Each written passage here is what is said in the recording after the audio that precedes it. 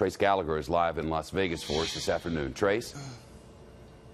And, Shep, I think it's vital to give you perspective on how vast this crime scene was and how it kind of went down. I want to go back to those windows on the 32nd floor in Mandalay Bay. As you said earlier, those are 2 rooms. We understand that the shooter actually built platforms up on top so he could get a better angle shooting down at the crowd. It's deceiving because the windows look like they're facing the same way. Well, they're not. The window on the right is actually about a 45-degree difference, which is why investigators say he was so effectively able to shoot down at various parts of the crowd. Now, you look down here at the stage directly across the street. The 22,000 were in front of that stage, and between the window and the stage, we're about 300 yards behind. And if you look over here, all the way across, when that stampede started, Shep, you've got a line of shoes and handbags and bottles. And now look at this. This gate was actually in concrete, and the crowd kind of pushed their way through this. And as you kind of wind your way over here, what happened is they pushed their way across the street to this building down there. You can hear these guys pulling the window out.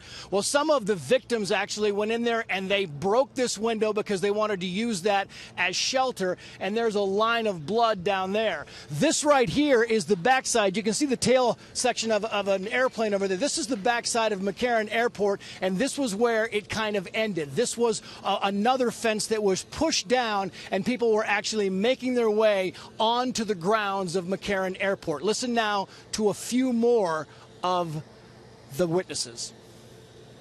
It was pretty much like a war scene inside. I've seen a lot of stuff in my day with the fire department. It was hard to see even the bodies that are outside down the street here that were carried probably a half a mile from the incident.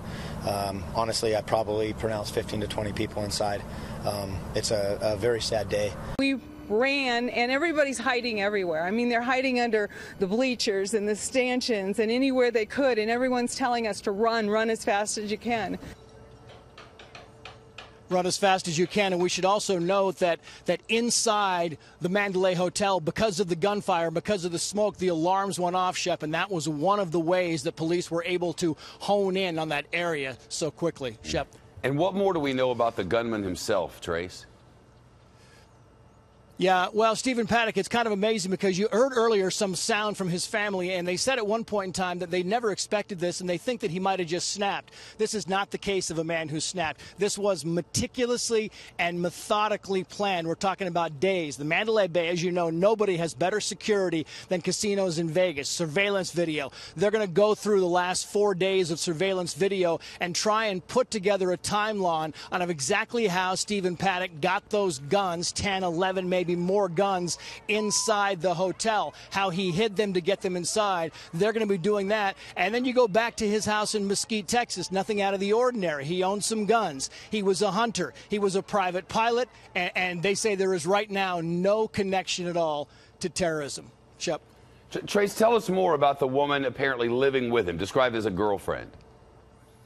Yeah, very quickly, we don't really know, Shep, if they actually lived together as boyfriend or girlfriend or simply as roommates. The reason that her name came up is because her debit card was actually inside the hotel room in the Mandalay Bay. We don't know how it got there, if he used her card. Right now, we know that she's out of the country. She is not considered as being part of the shooting, but they still want to talk to her because she may have vital information on how this thing happened, Shep. Trace Gallagher in Las Vegas, thank you.